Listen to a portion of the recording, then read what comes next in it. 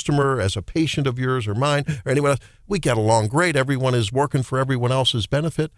But there is evil that exists in the human heart. Yes, there is. And there are people who can be very vicious animals. Yeah. Yes.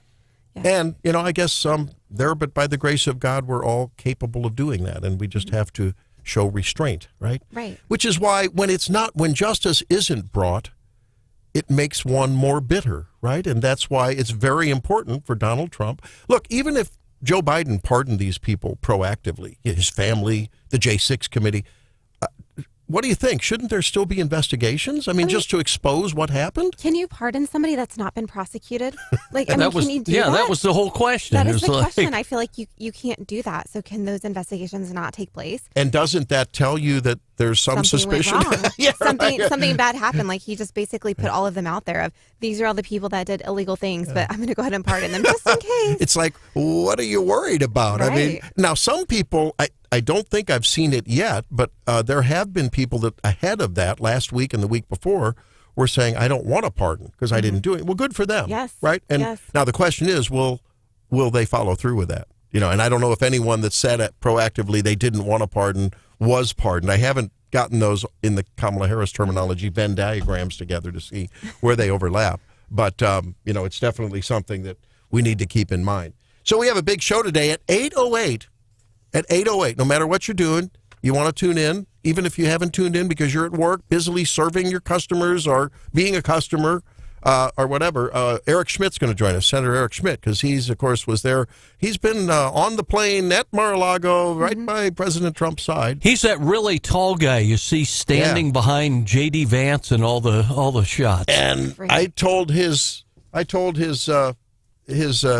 assistant that we booked him through that we're going to throw some high fastballs at him. Zoomer. No, I didn't tell him that. But I said we just want to get some. Eric Schmidt can hit a high fastball, and he can throw one too. No, but we want to get some inauguration highlights. Sure. Bounce some things off him about these confirmation hearings that are running like molasses on purpose, and just get his general sense of how things are going as the session starts there. So lots to talk about on Wake Up Missouri this morning. And I just want to go out with this because I don't know. How can we not do this? We're going to play it a little bit. We're just going to let it play. We'll be back with the Daily DC Rundown. You're listening to Wake Up Missouri.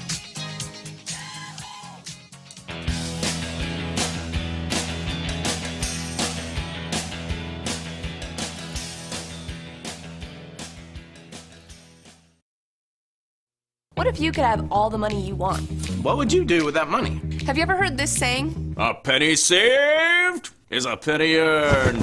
What does that even mean? And who still uses pennies? Wow. Money can be scary and confusing, so here are 6 steps on how to earn and save money like a boss. Number 1, find the things you're good at. I mean better than good. Good enough that people will want to pay you to do it. Maybe it's woodworking or juggling things that should never be juggled. Regardless, if you get good enough, eventually people will pay you for it. But that takes time. So while you work on your nunchuck skills, let's move to step 2. Get a job. Don't sit around waiting for an Instagram model recruiter or a movie producer to come find you in your bedroom. Hey kid, you want to start on my movie? Are you for real, bro? No. Unless you're in a movie with an unrealistic storyline, your first job is probably not going to be something you really love. You might get your start by mowing grass, or babysitting, or flipping burgers. One eternity later. You've got to start building your resume, and that means just doing some good old-fashioned hard work. Which brings us to tip 3. Work hard. Everybody wishes that they had that special something that distinguishes them from somebody else. A special magical superpower that makes people respect them. I respect you. Well, I've got news for you. This superpower exists. What? But no one is born with it. It's called hard work. It's a superpower because so few people actually do it. Good, bro. And that means when you do, your boss is bound to notice. And before you know it, you'll be moving your way up the ladder. Number 4, when you get paid, stop. When payday finally comes, it feels good. So good, it's almost impossible not to go on highly unintelligent spending sprees. But even if you're not spending your money on random stuff, most people are still tempted to spend money on things that they don't really need. And most people are broke. So don't be like most people. The first money that comes out of your paycheck needs to go in your back pocket or your savings account. This sounds really lame, but for most people, it doesn't actually rain money. It usually just rains problems. And you need an umbrella to prepare for those problems for when they come. And believe me, they will. Number 5, spend less than you make. You know that joke when people make fun of someone at a chalkboard who can't add 2 plus 2 correctly? Well, it turns out there's a lot of these chalkboard people. So don't be a chalkboard people. Millions of people cannot figure this out because they think they need this and then they need that and all of the things. Pretty soon that $2 made becomes $10 spent. That is called financial ruin. Dave Ramsey does not approve. Do not fall in love with doing things you can't afford. If you have friends that do expensive things, find other friends. That's what I did. But I haven't actually found them yet. I don't have friends. Remember, it's your money and you need it! So use your money to take care of your needs. It's okay to say, I'd love to, but I can't afford it. What you're actually saying is, I don't want to be the stupid chalkboard guy. I do not want financial destruction or the plague. 2 plus 2 does not equal 22. We've been through this, people. I'm sorry. And if your friends don't understand, just let them be broke. Those people aren't going to pay your bills if an emergency comes up, and there's always something else that you can do that doesn't cost anything and won't make you broke. Number 6, make your money work for you. Money is a lot like seed. If you plant it, it can grow and multiply. But if you eat it, it will not grow. It will go in your stomach and into your colon, and do not eat the seed. 34% of Americans spend more money on coffee than they do on investments. That's a lot of chalkboard people. Ask your parents to help you invest your money. The conclusion? You don't have to be broke. You don't have to be the chalkboard people. Go do something about it. I guarantee you, there is more that you can do than you realize. Thanks for watching this how-to video for PragerU. Hope you learned something new. See you next time.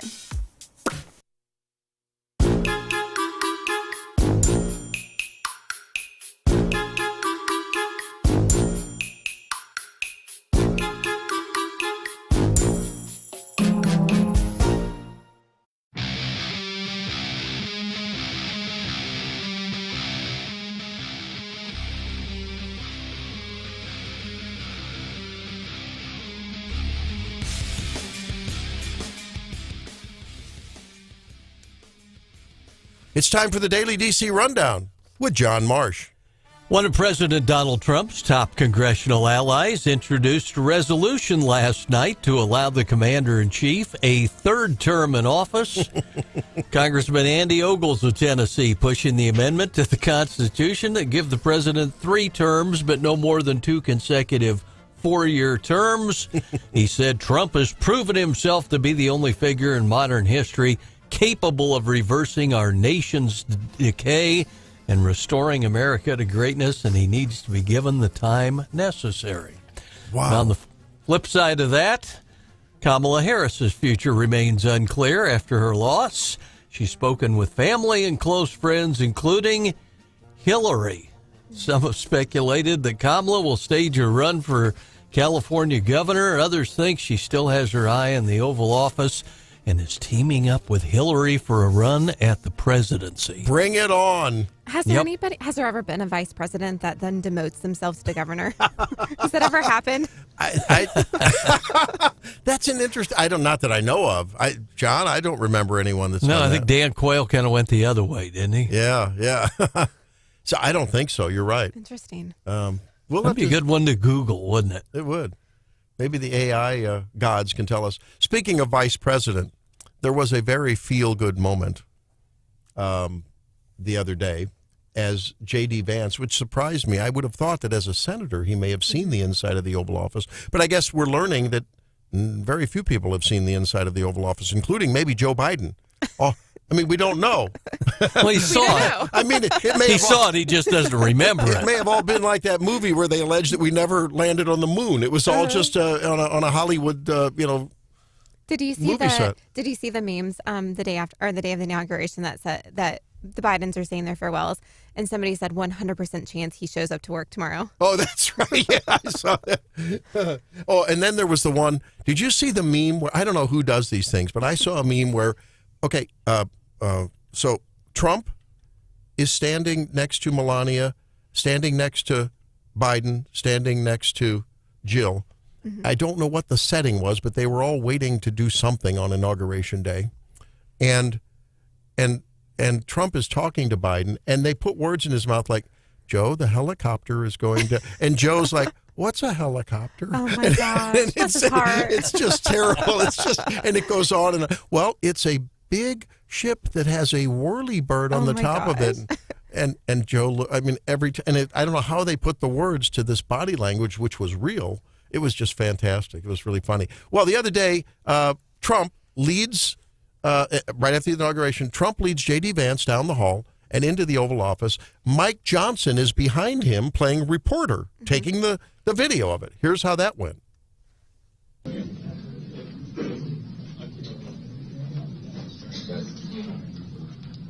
Vance is behind Trump. They're walking down the hall. The Oval Office is on the right. Want to go in? Good to see you too. Wow. This is J.D. Vance's first time to step into the Oval Office. Wow. It's incredible. This is incredible. Isn't that cool? That's really cool. He's such a good person. Yeah. I'm so excited he's in the position he is. Only in America America. could a guy be raised by a grandma in total, just absolute poverty in Appalachia, with his mom struggling with a drug problem, who was there at the inauguration the other day. How precious was that? So great.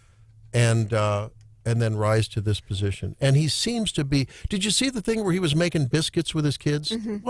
He seems like an everyday guy. He kind of reminds me of the Kennedys. Yeah. You know, like that story, that portrayal. Yeah, you're right. So it's very, very interesting. And I just like the way his demeanor is so everyman. The way he walks, he doesn't walk in a stately way. He just walks like every guy going to the football game, you know, like we walk down the street. You know, it's just nice. I like that. That's good. And his wife is so just stately and beautiful and wonderful, Usha, and very talented. Holy cow, a lawyer who's decided to raise the kids. It's fun. That's great. Hey, by the way, we're going to talk with Jamie Gregg from the Springfield area and Ozark area state rep about cell phones in schools later. Stay tuned for more. Has America been fair to Donald Trump? The people always know what's going on. I don't think the president knows how everybody is living right now, so I think the people are fair enough.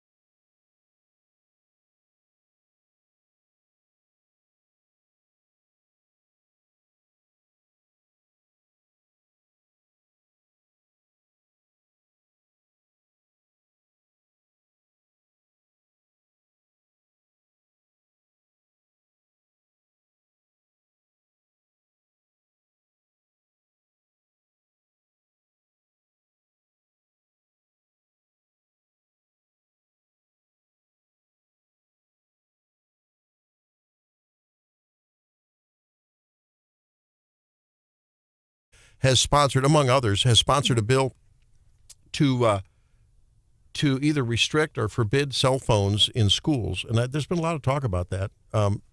Dr. Ashley Emmel from Compass Chiropractic and Wellness joins us this morning as co-host, as Stephanie's out on assignment. She'll be back on Monday. And, of course, we'll get into it more with Rep. Greg from the Ozark and Nixa and very south, just the south edge of Springfield area. What say you? Do you think it's a good thing, bad thing? I'm indifferent. So I have a middle school kiddo that has a phone. I don't like that she has it out during the day, but I also want to be able to get a hold of her if there's an emergency. I need her to have her phone at school for after school transportation or if she's going to practice. But I do think it's distracting. I mean, kids every day, she says, such and such had their cell phone out and was texting and it was distracting during class. And I do think that there needs to be a good compromise. I know some of the schools have just turned off all the Wi-Fi and the data where, what was it, Battle a couple years ago? You can't, like, it's a dead zone now. Kids can have their phones, but they can't even use them. 573-874-9390 if you want to, if you want to have some input into this. We'd love to have the Wake Up family join in on this. John, you and I were raised in the era when there wasn't we were in school when there... Yeah, you got called to the office if there was something going on. Yeah, I remember over our last cup of coffee, you told me Alexander Graham Bell was a personal friend of yours. But other than that, there we go. No. he made our first electric coffee pot for us. Us old guys have to jab one another. He'll have his back at me before we're done here. For sure. Okay, stay tuned. But it's funny. I think because I was not educated in that environment with cell phones, right? To me, it's like, boy, another distraction. I was already worried about how can I go home and play a little bit of baseball before it gets dark, or I've got a model airplane I want to build instead of do my homework that night, or that kind of thing. I was worried. You went to the library to check out a book, not to jump on a computer, right? And so those were our distractions, and there weren't mass shootings.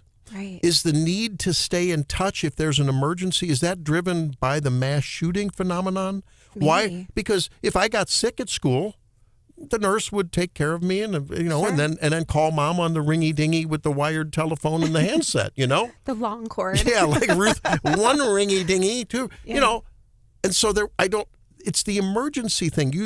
Stephanie has brought up the same issue. It gives me anxiety, honestly. There are so many things that happen in our schools and so many things that I hear that are happening, not just with guns or knives or anything, but drugs and the things. And I want my children to know they can get a hold of me and I will answer if there's an emergency and if they need me. And I think that's really what it is. Does this reflect a bit of frustration or, I don't want to say mistrust, but lack of confidence that the school authorities have enough control? I'm very confident in our schools that they have the control, but I also feel like sometimes information is sat on too long before it's given to parents. Okay. And so there have been times where I have heard from my child before I've heard from the school when something major has happened. And that's very disheartening to me. Yeah. Okay. Well, we're going to have to find out about it. Producer Drake, what say you? Yeah, I grew up in the age with phones, like cell phones, the touchscreens, and Chromebooks. And I can tell you, these kids, no matter what firewall you put up, they're going to find a way to play games. It's not like banning phones is going to stop the distraction. Like you said, back in the day, you were thinking about other things at school. It's the same thing here, and I think that just banning phones with legislative power I don't think that's the way to go. Can you text on a Chromebook? I'm sure there's a way. I'm genuinely sure there's a way. I got to tell you, I am concerned because now I am more and more and more texting, and I like it less and less and less because it creates this knee jerk. It's a new reflex. Yes, it is. I mean, you and I test reflexes, right? Yes. You hit the kneecap, whoop, and you hit and you get the arm jerking with the bicep. Okay, this is a new human reflex. Yeah. The cell phone. Whether you have it on silence, but you got the buzz in your pocket, everyone jumps for their. I mean, the notification thing is crazy, and the text thing, and I have people text me. Oh my God, Stephanie! Has Stephanie ever texted you with a question, and if you don't answer in then 2 minutes, like message you 10 more times? And Are then you there? what do you get? You get the question mark. Question mark. Just and just the sole question mark. It's like bum bum bum. Yes. I can relate to what Ashley said because in this information age that we live in, that were, kids not even withstanding, we're used to instant, kind of gratification through our communications devices. And the same thing goes for, you want to know what your, the kids are at school and you want to know what's up with them, whether it's your adult kids or little kids or whatever. I think we're just used to it. And then when schools try to, rein that in, you do get a lot of pushback, especially from parents. Yeah. But at the same time, we're asking the schools, and I'm biased. Well, I'm not biased. I'm just right. No, I'm biased by the fact that my dad was a teacher during the transformation age. I mean, he was at the end of his career in the late 90s, retired around 99, 2000. And he was concerned about the growing expectation of parents for teachers and schools to be parents with the onslaught of, character development. And we didn't have character development. That was our parents' job. That's right. We were supposed to do read and write and arithmetic, right, John? I mean, I don't remember having character awards. Yeah, we got effort. We got our grades. Character development from the coach. Yeah, right. Or in my case, the band Smacked director. you with a clipboard if you weren't appropriate character development. And also with the internet coming of age at that time, he said, there's a lot of expectations on the part of parents, but they take the tools out of our hands. One of them was school discipline. Yes. My little Johnny wouldn't do that. You took my Johnny to the principal's office? Well, ma'am, your Johnny was throwing spitballs at Judy in front of her. No, not my Johnny. No, you know what I mean? Yeah. But yet, there's a lot of make that. sure my Johnny gets A's. And if Yeah. my Johnny doesn't get A's, even if I'm off with my new internet and my, the modem, and I'm not looking over Johnny, it's your fault, teacher. So there's a new set of expectations of schools as well, and I have some empathy for them. Absolutely. And there's more kids than ever in some of these classrooms. I mean, when I was growing up, I didn't have 27, 28, 29 kids in my room. Yeah, we that's right. didn't have that many. You're so right. And there is that electronic basis now. So I will give it props to Southern Boone Middle School. For the last few years, we've always had Chromebooks sent home, and it'll be 10, 11 o'clock at night. And my oldest and I, when we get home from practice, not at 10 or 11, but we'll still be doing homework because Chromebooks were coming home and there was that expectation. They're not sending them home anymore. I know. So I do feel like the kids can kind of be kids when they're not at school. That was an interesting discussion. And young Drake, you can weigh in on this. When I was on the school board up at a small school district in northeastern Missouri, it was a blue ribbon school at that time. There was this new method. I said, how come the kids aren't doing homework? Well, we've decided that we don't want them doing wrong things. We don't want them going down the wrong path on their math and doing this and that. And so we just would rather have them do fewer exercises in class the right way rather than I said, whoa. I did most of my learning by struggling with, how at that set of math questions, the first ones are easy. Everyone can do it, right? Sure. And then you get down to the end and you have to start thinking, and that's where the learning comes in. And you're timed. Do you remember the timer? 60 seconds. How many can you do? But I mean, even if you're at home, as you're given that to stretch, it's like the stretch goals in an org. Yeah. Okay, this one I got to work at. That's where the learning comes in, is trying to process that. And so I sort of rebelled against it. I thought, no, homework is a good thing. You need to struggle with those things and not be punished if you don't get those last one or two, but showing that you tried and that you work, because there's value in that. Are they still sort of minimizing homework and it's all done in school, or what are they doing? I think that a lot of it is done in school and there is homework. Like there's always stuff sent home. Yeah. But you're just not at the mercy of that computer all the time now where everything, I think, You have to have the I'm computer. old school. Like I told you this morning, I'd rather you print everything out for me than me have to look on my phone to find an attachment. And so I think with these kids, everything was on the computer, but they're actually sending worksheets home now, and I love that. What do you think drives the? I agree with you. What drives the? If that still exists, let's do as much supervised, get it right, so you understand it. I understand that, and maybe the educational doctorates can show me some data. But I wonder if we don't want the child to struggle at home. It might hurt their self-esteem. I mean, is that what was driving? I don't know that it's that. I think it's really pushback from parents that parents don't want all the work sent home. See, I really do. You kept saying the right word. Yeah. In my estimation, we were doing homework at 10 o'clock at night. That means mom and our dad were looking over the child's shoulder. I know my father-in-law was always looking over my wife's shoulder. My mom was making sure I did. I remember one night I was late on a leaf collection. We had to do a leaf collection. It was a Sunday evening, and I procrastinated.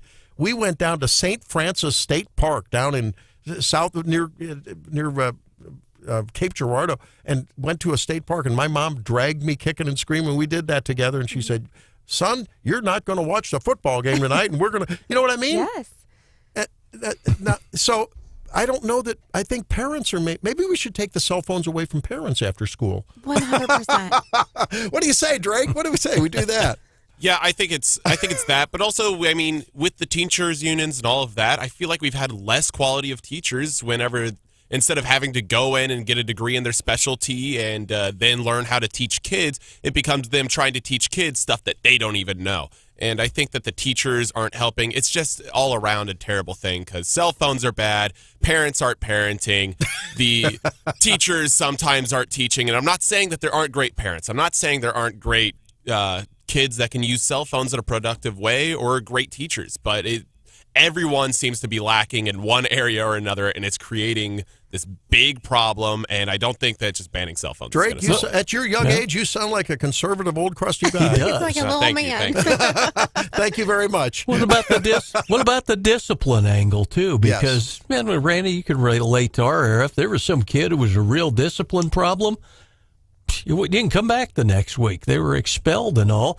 And now, and now, you know, with the discipline problems in the schools, they have to keep them in school. They have to, you know, treat them with kid gloves and all that. That's and right. there are kids and teachers and staff that are genuinely concerned for their safety in some schools. I remember a real jerk that was in my 5th grade class. This kid was like, remember A Christmas Story? The kid that beat up that kid. And I remember Mr. Schneider taking a 12-inch ruler to his butt. Oh, my gosh. I remember that was okay. You get arrested for that now. Oh, man, it was a beautiful thing to see. Put him in his place. I remember the days of teachers whipping out the paddle in the classroom and getting after me or you or whomever they wanted to. Yeah, I think the other observation is there's so many small disciplinary items. Like you said, the teachers used to be able to do it in discipline, but they can't anymore. So it's just we lots don't of want to issues. hurt the little boogers, feelings, self-esteem. Our litigious society. Todd says one of the best parts of homework is it also teaches your children time management. So life skill has to be resurrected. And Todd, one that I never learned. Ask my wife. I'm late for this segment. We'll talk to Greg when we come back.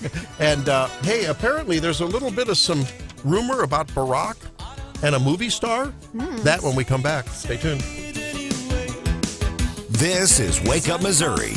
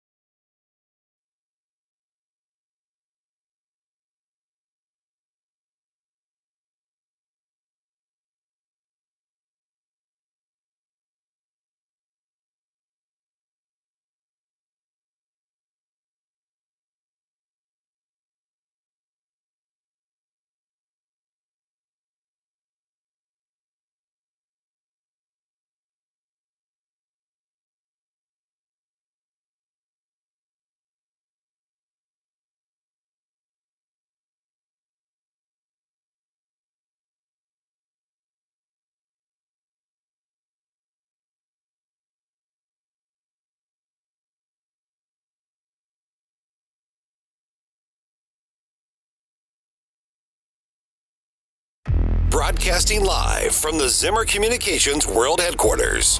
This is Wake Up Missouri with Stephanie Bell, the Zimmer News Team, and your host, Randy Tobler. I can't wait for the weekend to begin. Everybody's working for the weekend. It's Friday, I'm in love.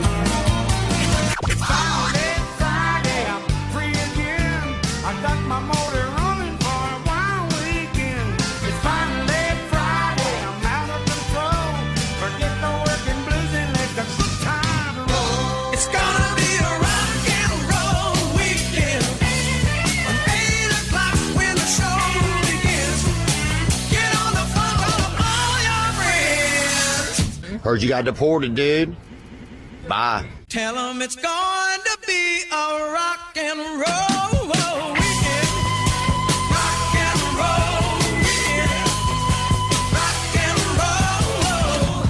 I don't want to beg, I just want to bang on the drum. I'm just a bill. Yes, I'm only a bill. And I'm sitting here on Capitol Hill. Well, yeah, it is that time when all of the bills are being filed, and we're trying to digest them, and we're talking with the filers of said bills, and we're really pleased that Representative Jamie Gregg joins us to talk about what will be an interesting discussion about something we talked about earlier, and that is cell phones in schools. Welcome, Representative Gregg. Thanks for joining us on Wake Up Missouri. Well, thank you for having me. I appreciate it. Hey, so you filed this bill, what is it, HB 408, right? HB 408. Correct. And it's 408. and it's about cell phones in schools. Why don't you describe it? What's behind it? How's it doing? Sure. I had discussions with teachers and parents and various folks around the state. I have served on the education committee for the last 2 years, and one of the things that kept coming up was distractions, cell phones in classrooms. And, of course, there's lots of various issues with teenagers and cell phones. But when it comes to the classroom, it's more of a distraction than a help. So we've looked at a couple of other models of other states and some of the other suggestions from teachers around the state, and they were like, is there a way we can have them just put away? So, again, like I said, I did some research on other states, what they're doing, and some of the ideas going around. And I come to find out that Missouri doesn't have a consistent cell phone policy in its schools. So, a lot of the teachers would like to see them put away. So we, with those teachers, created this bill for making sure that we don't have overreach, let the local school districts do their policy, but basically saying school districts, you have to do a cell phone policy. You have to, at minimum, just not have the cell phones out during instructional time. Again, our guest here is Representative Jamie Gregg. He is from Ozark, and this bill is 408. Essentially, folks, it requires the districts to adopt a written policy. They would also have to include this, prohibit the student use of cell phones. There's exceptions for health purposes, documented needs, stuff like that as well. Representative, your bill, I mean, it's pretty basic. It's basically 2 paragraphs. I've read it. I've summed it up just a moment ago. The key question is, how do you enforce it? How do the districts enforce it? Yeah, because it mentions smart watches as well. That's so I'm right. thinking that's going to be a tough one to police. Right. Well, and the whole goal is so that the state isn't the one policing it. He's pushing that control back down to the local schools, because isn't that what we really want? We don't want to overreach anything by any means. We're just saying that, guys, the whole purpose of education is to make sure the kids can not only learn from the teacher the information, but also retain it and be able to regurgitate it when they need to later in life. So how do we do that? But we get the distractions out of their hands. But yet we up in the state should not be telling, the local school boards and the local governments what to do. So we're just saying, guys, make a policy. You guys police it. You enforce it. You make it look like how your community wants it to look like. So how do we police it? That's up to the local school boards and what they put in their policies. Representative Gregg, thanks for being with us this morning. So I'm a mom of a child in middle school, and we're also very guilty of having those cell phones at school. What advice do you give to parents if this bill were to pass? I want to know I can get a hold of my child if there's an emergency situation, if there's something happening at the school. And a lot of time, honestly, I find out for my child those things are happening before I hear from the school district. Sure, and I actually had a few parents down here in Ozark mention that last night. Parents love to be able to get a hold of their kids, and they should be able to get a hold of their kids. But ultimately, is the contacting them in the middle of class a distraction, or is that a positive? Now, we're not saying take their cell phones, don't let them bring them to school. The minimum that we put in the bill was that they're off during instructional time. At minimum, they can still have them at lunch, in the hallways, on the school bus, and things of that nature. So that's when they can pull them out, check their messages, respond real fast, and then get to class. Representative, on a related note, since you serve on the education, the elementary and secondary education committee, how concerned are you about the ongoing debate in the eye of the state agency on school performance and, a related note, school choice? I am actually very big on school choice myself. I think that just because your zip code is such does not mean that you as a parent who has the most buy-in and the most protection of your student shouldn't be able to find the best education for your children. Again, that's what education is making sure that our children are learning the best so that when time comes, they have the information needed later in life. So if, for instance, I have a phenomenal school district here in Ozark. We have a great school, and then I've also got part of Nixa, another top-notch school.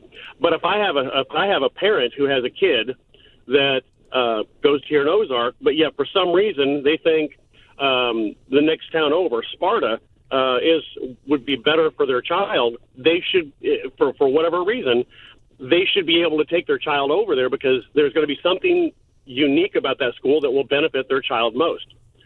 So I personally am in big favor of that.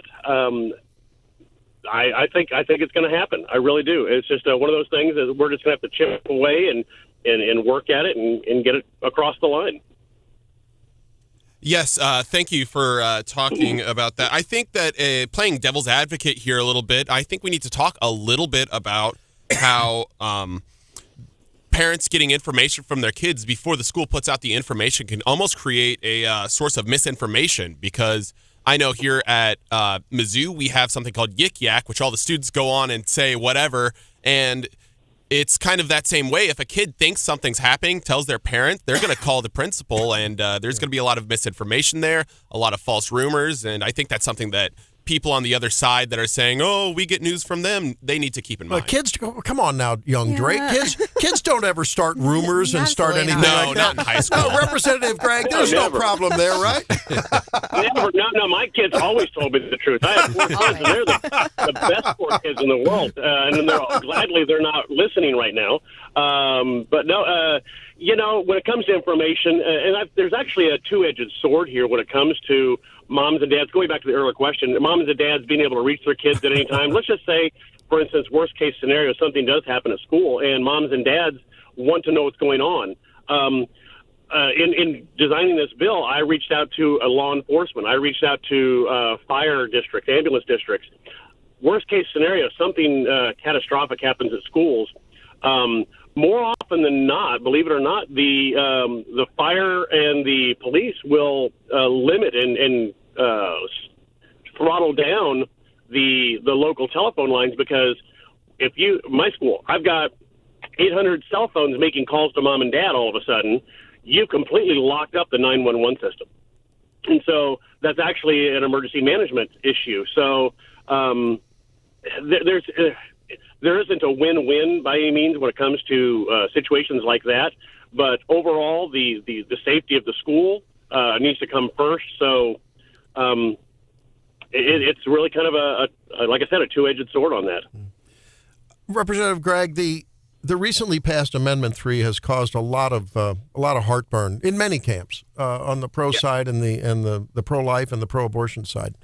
And I think a fair reading of it would say that, broadly interpreted, it may remove some protections for women who undergo abortion and have a botched abortion, and from medical this sort of the immunity portion of that. On the other hand, it really opens the floodgates. Again, a broad, fair reading of it says, hey, you can do it up until the day of birth.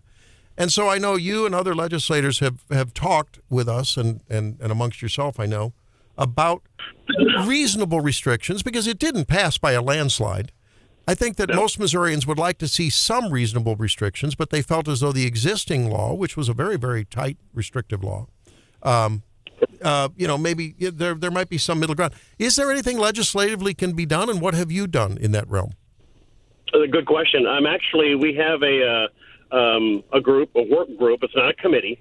It's a work group to discuss all things Amendment 3, and I sit on that because you're right. It did not pass by much. The Amendment 3 language was very deceiving. What folks thought they were voting for was not exactly accurate. In fact, much of what people were told when they signed their petitions in front of whatever store or library they were going to was actually current statute. In the case of the protection of the mother medically, abortions were allowed in the state of Missouri. We need to protect our mothers. We need to make sure that their health is taken first and foremost, because without a mother, you don't have a baby. And so that was already in state statute.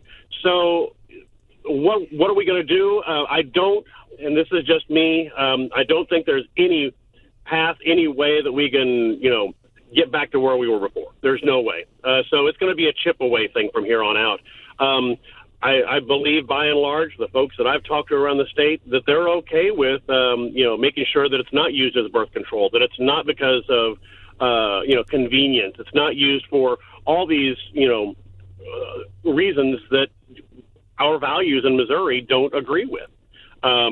However, the two ones that we hear the biggest are rape and incest, which are, unfortunately, a very, very small, minute percentage of all abortions, but yet we're doing 100% abortions because of a very small percentage, unfortunately. So with this group, we'll be discussing the bills that come through, trying to make the best of a very, very bad situation and see if we can somehow chip away at it and get us to where the people of our state truly believe we should be. Yeah, it's really a pendulum issue of our times. It went from a very, very restrictive policy to now just the floodgates are open. And I think most reasonable Missourians would say there's got to be a better way. And so hopefully you and the working group and the House and the Senate can work together and find something that makes sense. Hey, thanks for being with us. We hope that you'll stay with us throughout this session and update us from time to time. We really enjoyed the conversation, and I really am anxious to see where this cell phone bill goes. It'll be interesting. I'm sure you'll have some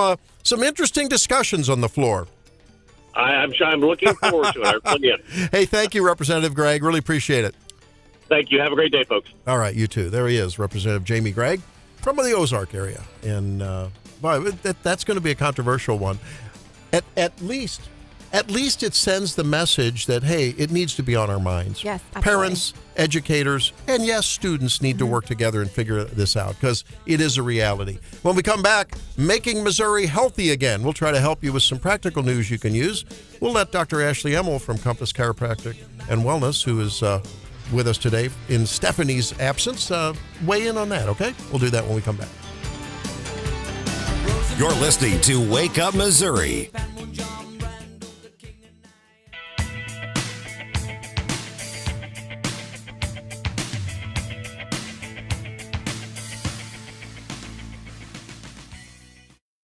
A few weeks ago, my economics professor claimed that universal basic income is the key to getting people off the welfare system in America. I was wondering if you can explain what universal basic income is and if it's a form of socialism or communism. I have to say that if that's what the professor said, I am dumbstruck. I want you to all hear the words if I got it right. He's quoting his professor. Universal basic income is a great way to get people off welfare. Okay, are you all aware of why that's not coherent? Why isn't universal basic income welfare? That was priceless. It's like saying there is a way to get people off heroin, and that is with another drug. There you go. Meth. The way to get people off heroin is with meth. Ah, it's genius. Bloody genius. All right, why is that not answer the question? That's what it is. Universal basic income is giving everybody a check every month, and that's welfare. That's the definition of welfare. It's so ironic. It goes back to my earlier thing, crutch. It's okay to have an economic crutch, but not a religious crutch. And the irony is the people who have the religious crutch are the most opposed to economic crutches. That's the irony, because they have a healthier view of life, because they have a wisdom source called the Bible. No wisdom, you end up a professor. This video I'm going to show you, they're teaching incorrect grammar to give a kid whatever gender pronoun they want. Psychology tells you that when you're talking about sexuality with kids, their brains are not developed. You have to raise a child, you rear a child. They don't know about sexuality. When an adult pushes some kinky sexual ideas upon them, it winds up grooming them to believe whatever the adult tells them. So this is the video by Brain Pop that our kids are spending hours in front of. This is what they're telling them about the pronouns. And ACT already gave the kids the opportunity to choose their own gender when they took the ACT. I got pictures of the forms. Like meet Moby and Orbot. They are my best friends. Actually, yeah, they can be used as a singular pronoun too. Like if you said, I'm going to see my friend, I could ask, where do they live? Since I don't know your friend's gender identity. And some individuals prefer they as a pronoun. Like meet Orbot. They are my best friend. We got kids that can't read and write, and then we're going to teach them incorrect grammar. I mean, it's ridiculous, okay? Who gave permission to talk about this with kids? There's two genders. If you're born with a penis and you have testicles, that's just anatomy. You're a male. If you have a vagina and ovaries, you're a female. A man cannot menstruate. A man cannot lactate and breastfeed a child. You cannot give birth if you're a man. If you want to be an adult and do whatever you want with your life, I'm okay with that. Don't push this ideology on children. I'm not going to work in a district that's okay with that. You need to make a clear statement on how many genders are there, because parents are they're already pulling their kids out of public school. They're doing homeschool options. They're going online. It's going to increase as this liberal ideology comes into our schools. This isn't a political indoctrination camp, okay? It's public education. We want to teach education, not left-wing ideas that aren't backed up by facts or science. Thank you.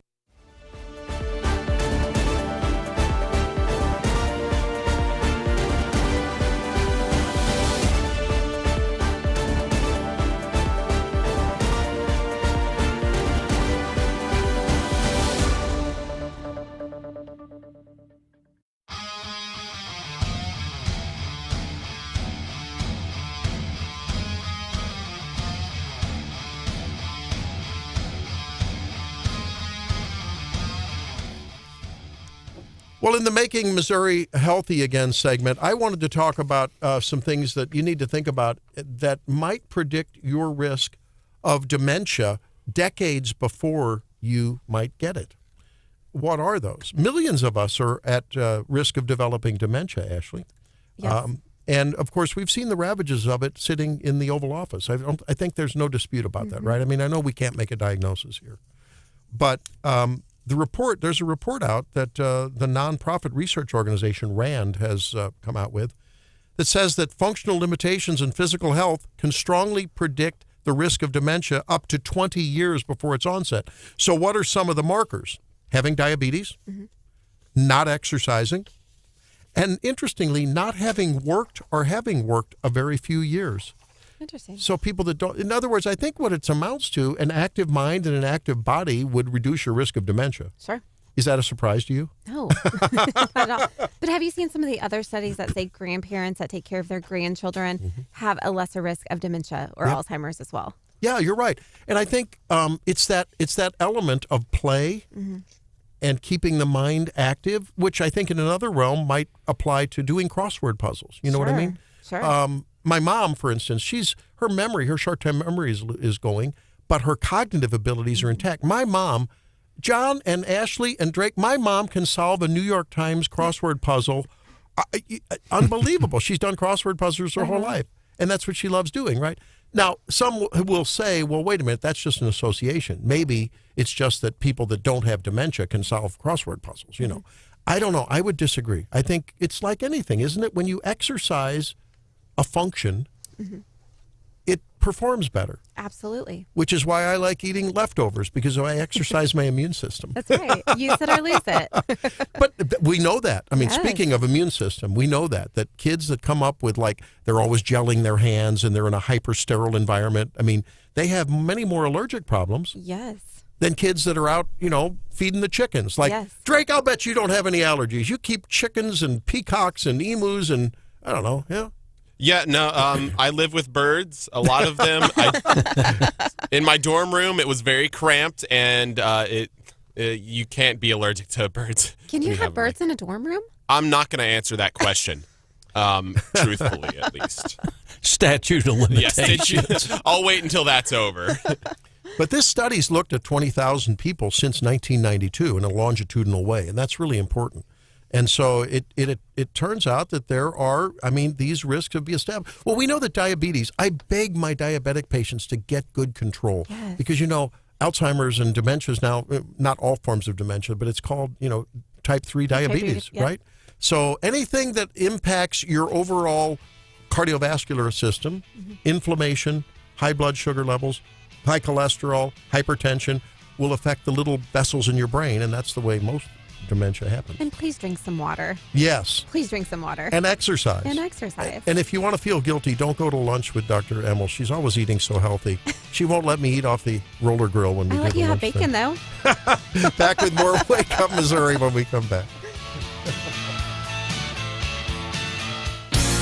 I think just local news is like the most important stuff to me, even though it's kind of like bad stuff going on around me, but it's the most relevant to me.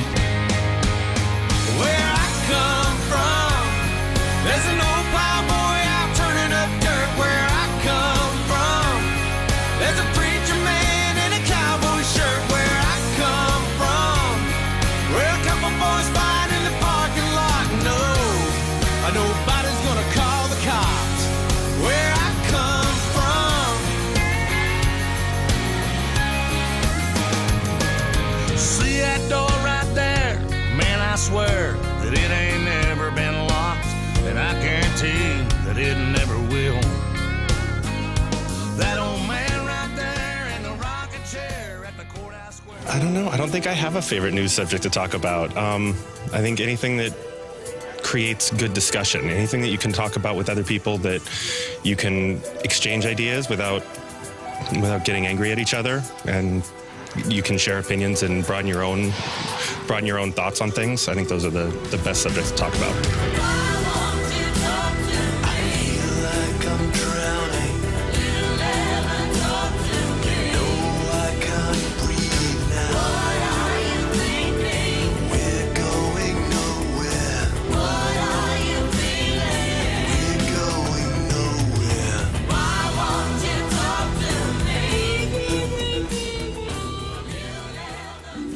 My favorite news subject to talk about is probably the environment. I think people don't take into account what's going on in the world right now and all the pollution that's happening, especially in our oceans.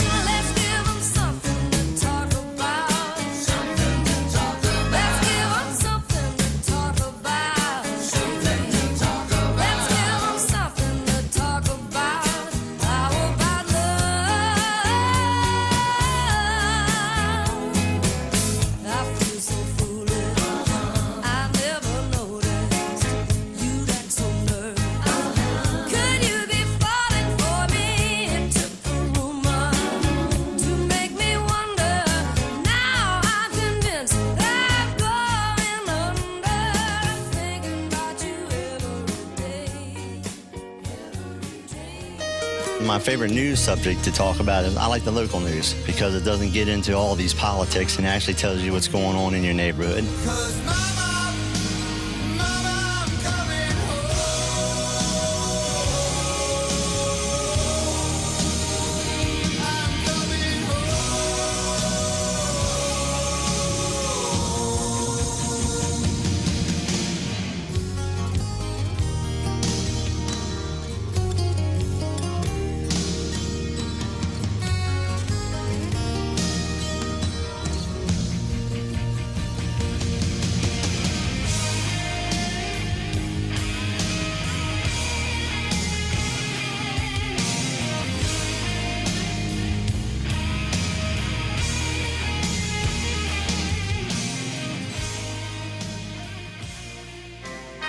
My favorite news subject to talk about is politics with history mixed together.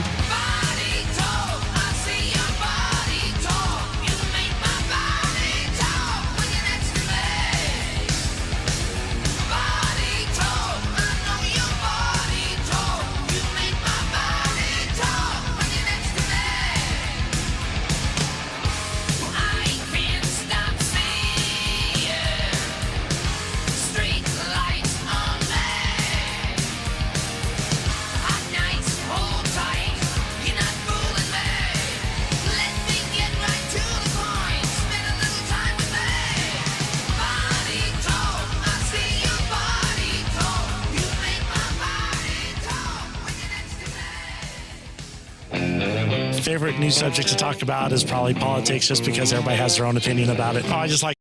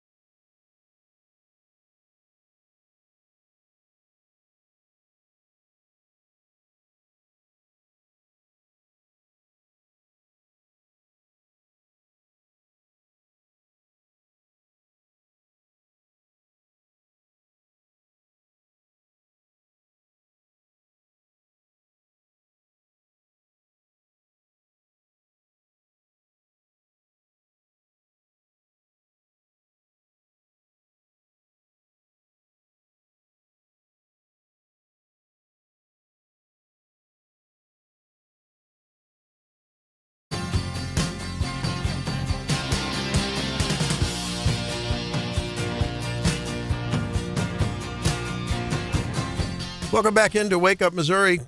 Senator Eric Schmick joins us at 8:08. You won't want to miss that. We'll have a nice discussion with him about the inauguration, the sludged up confirmation hearings. Senator Thune has said, hey, you Dems want to stay all weekend? We'll stay all weekend. We're going to get this done. But then there's talk about maybe recess appointments. But I think that would be a bit unprecedented to have a whole slew of these confirmands be appointed that way. And it would take a lot of coordination between the Senate and the House to have. I think it's a 10-day recess they need to have. Are you, Ashley Emmel, are you happy with so far the appointments that you've seen? I mean, Hegseth, Noem, Gabbard, who hasn't yet had a hearing, Bondi. I mean, what do you think? So far, so good. Yeah. And Marco Rubio, I mean, yeah. Only the American flag. One of the first things he did was only American flags are going to be flown over our embassies. Yeah. Hooray. Yes. I like Marco Rubio a lot. Some of those embassies had more rainbow flags than over the rainbow, Dorothy from Oz. It was crazy. I mean, and it's not that you can't. If you want to celebrate your rainbow, that's fine. But that's America overseas. That shouldn't be our primary message. It should be American flag proudly flying in a Pax Americana kind of a way. Like, this is our embassy. This is our diplomatic representation. And if you don't want to deal with diplomacy, we got a way to deal with you otherwise. But you just don't want to go there either, And I think we're restoring that tried and true method of America first and peace in the world. Sounds like the message from our looking to be confirmed Department of Defense director. Yes, sir. Yes, sir. And that, again, there were these allegations. How weird was that? So there was the first wave of, okay, he had infidelity. Mm-hmm. He had the tryst with the gal. Yes. Okay. But by all appearances, he was born again. I mean, he had a religious conversion. And he did really well in those hearings. Mhm. He held himself better than I ever expected. He did a really good job, and I'm actually really happy that everything went through successfully. So I got to ask you this: as a woman who leads an organization who protects women under siege, literally, physically, yes, true north of Columbia, what's the threshold past which you can look in some of his interactions with his wives and that episode, and apparently his drunkenness and stuff? Is there a point at which that begins to be a non-starter, but then it's overcome by other things? Because it's got to bother a woman, yeah? I mean, to look of at course. those. Yeah. I mean, and just to be transparent, I have not read all those things. I've kind of been in and out. I've had a lot Yeah. on my plate lately. Yeah. And I know it's a tough question, but it it's is a one that tough needs to be question. asked. You know? Yeah, it is. But I mean, I back women and even men that have been sexually Yeah. or physically abused. Yes. I mean, I am on the person that has been abused side 100% always. So when I hear and see those things, 100% I'm going to think a little bit differently. And especially with the high rate of domestic violence and assaults and even murders in our state. We're number 3 out of all states, which is very disheartening to me. Number 3. Number 3.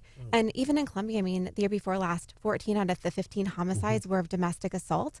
And so when you think about that, I mean, it's very dear to my heart. And I don't typically back people up that have that history, and it's proven that those things have happened. But America, being a Judeo-Christian foundation at our core, I don't think that's deniable. Still recognizes the value and the importance of the redeemed sinner. Absolutely. Right? And I think there comes a point when you're satisfied, we're satisfied, whoever the we is, in this case, many of the women in the Senate and the men in the Senate. Yeah. You're satisfied that redemption is real and authentic. And I think that remains the question, right? I think all of us are like, is this just an evolution because he wants to be the DOD? His mom, who wrote a scathing email to him when this was all going on, was it 17, 18? And that was exposed. She came on Fox and Friends and says, the Pete then is not the Pete now. He's a different Pete. And so I guess we all live in a glass house at some point, right? I don't know. Except for John. He's the only guy. That's what he tells me. He's never sinned, never done anything in his redemption. Right, John? Yes, sir. No, I'm just kidding. But I mean, haven't we all fallen? Sure, there but for the grace of God and all that. And so you ask for redemption, you get it from your Savior and Redeemer, and you say, okay, I'll be a better person. I'll be a different person. And I guess that's the Pete Hegseth story in this case, right?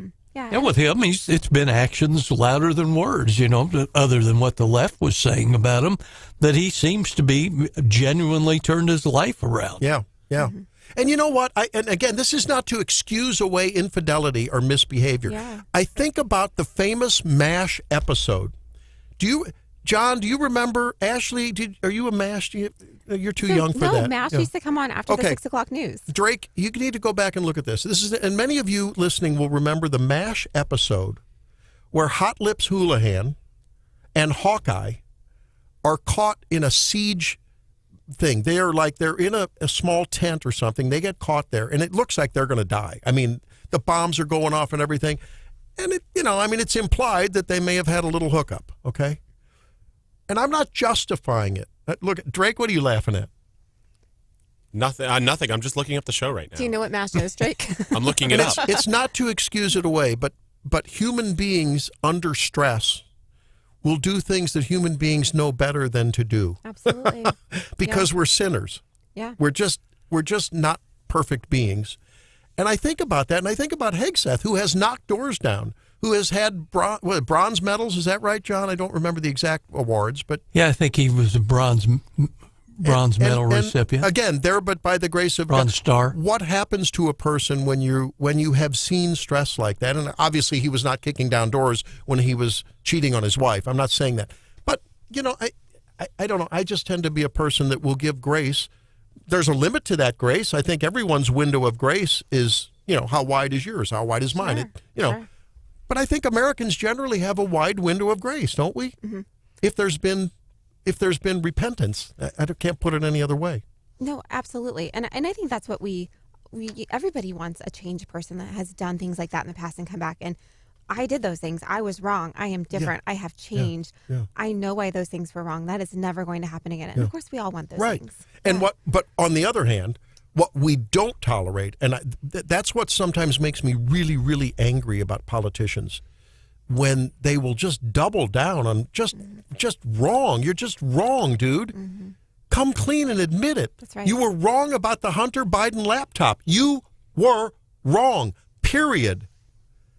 And sometimes Democrats and, yes, Republicans have a hard time doing that. And we call balls and strikes on this program. We're truth tellers. I mean, if we get it wrong, we're wrong. That's fine.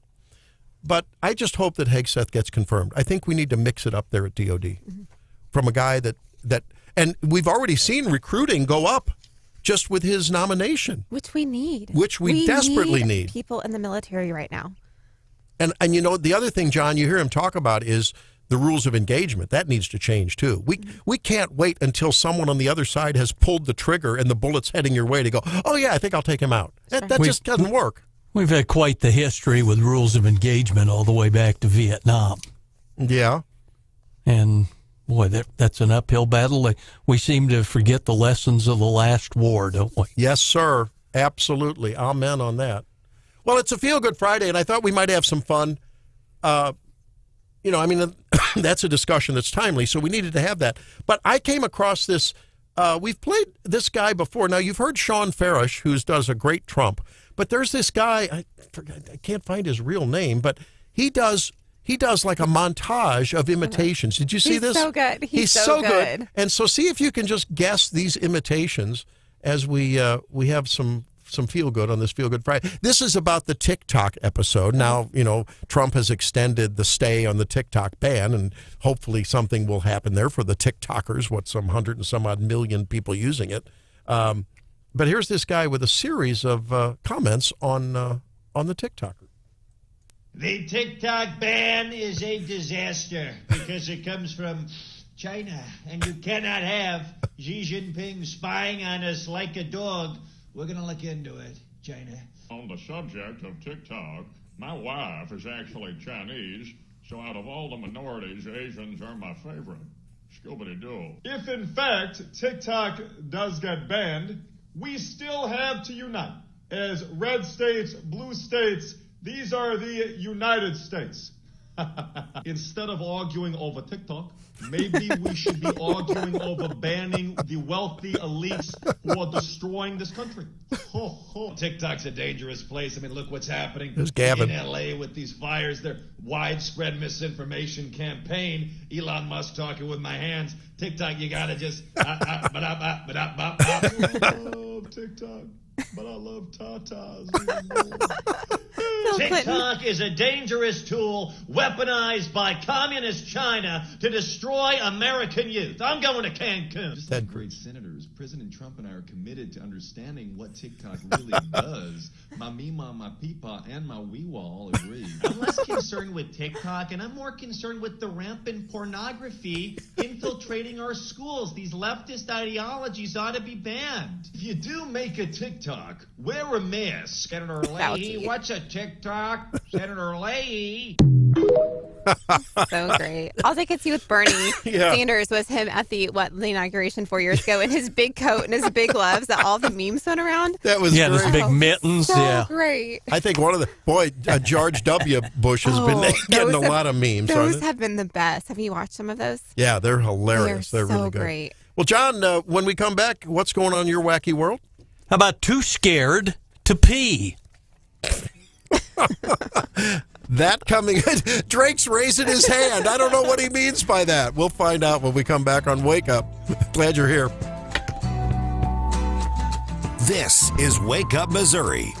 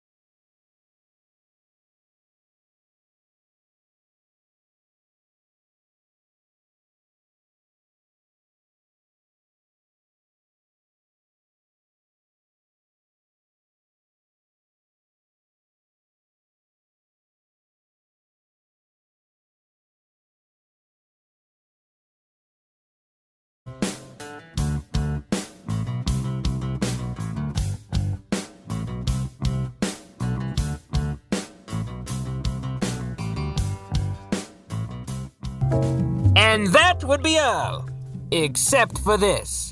Do you have bathroom anxiety? According to a new study, half of all Americans do, and a large majority of you put off going to the bathroom because of it. The poll of 2,000 adults found 92% have had to hold off going to the bathroom so they don't miss out on something exciting and important. 51% have pee-anxiety. Anxiety that strikes when you feel stuck in a situation that keeps you away from the bathroom. The study, commissioned by Angel Soft Toilet Paper, of course, said it found the worst times to need a bathroom break, stuck in traffic, during a long car ride, while waiting in line, in the middle of a movie, or during an intimate moment. And they say in the past year, the average person has had 5 close calls. They polled folks on what major sporting moments have you missed because you had to make a bathroom run. Bernie Kosar broke the record for the most passes at Cleveland Stadium. I was waiting in a long line to pee. Joe Carter's winning home run in the 92 World Series that won it for the Blue Jays. Derrick Henry in 2015 scoring the last touchdown for Bama against Auburn in the Iron Bowl. And Harrison Butker's 57-yard Super Bowl field goal kick. Missed that one because they were taking the old break. Now you know the rest of that story. I have to ask you, Dr. Ashley Emmel, have you ever been in what turned into a much longer patient experience, and you got to use the bathroom?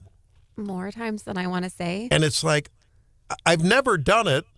If you were a patient seeing us, would you mind if we said, hey, can you hang on a minute? I got to go use the John. I'd never done that, but there's been times when I've wanted to. Okay, wash your hands afterwards there, Doc. Well, of course, always, obviously. I've done it before, like in my adjustment sessions, like in the morning, like we have block scheduling where we see. And there's sometimes like patients I'm really comfortable with. I'm like, I've been holding this for 2 hours. I'm so sorry. I've got to go to the restroom. I will be right back. Yeah, okay, that's cool. Yeah. Yes. I always, if I'm in a procedure or something, obviously I time it, but... you know where to depend? I have been in what turned out to be ultra-long surgical procedures, and I've had to just take and step out for a minute because, you encounter something, you're there for 3 or 4 hours, and you planned on 2, and, but that's the reality. I don't think you want your surgeon or the person doing your your chiropractic treatment to be rushing it so they can get to the bathroom. That's right. Yeah. This was interesting. The study, I didn't see this until just now. They also factored in at 51% the widespread fear of using public bathrooms. Oh, I think that's more of a gal thing than a guy thing. It's so gross. No, it's so gross. Yeah. I hate having to use a public restroom. And if I have to stop somewhere like a gas station, it's clean. I always let them know, your bathroom was so clean. Thank you for keeping it so clean. So what do you do? Do you, isn't there a way that you could assure yourself that you've cleaned the Sometimes pertinent I just area? hold it. I will not sit down. Well, more potty talk here on Wake Up Missouri. And the guys out there going, yeah, whatever. But you guys get to stand. Like, you don't have to sit on anything necessarily. I mean, The world unless is you're our doing number urinal. 2. Yeah, Yes, yeah. That's right. You can It's go true. anywhere, anytime. Especially out in the hunting fields. That's right. Yeah. That's why Randy has a farm in Macon. He holds it till he gets there. I'm telling you, it makes for an awfully long week waiting for that time. That's Oh, that's funny. We had the text line is pretty interesting. Yeah, Patricia says, cannot think with a full bladder. I think that's true. Yes. When you're distracted because you're holding it, certainly if you got some task that's important, you don't want to be doing that. Dan's on the line. Let's see what Dan has to say. Is this on topic, Drake? Yeah? Okay, let's talk to Dan. Dan, what's on your mind? Hey, good morning. I have a famous relative who's a NASCAR driver from here in town that will remain nameless. And they Couldn't do backflips, does he? Yeah. I asked him about that, because some of those races are 4 or 5 hours long. He said, look, man, Uncle Dan, there's guys who pee in their pants, and there's guys who lie. That's a good one. Hey, thanks for that. Bye. Thanks for that, Dan. Appreciate it. That's a good one. That's great.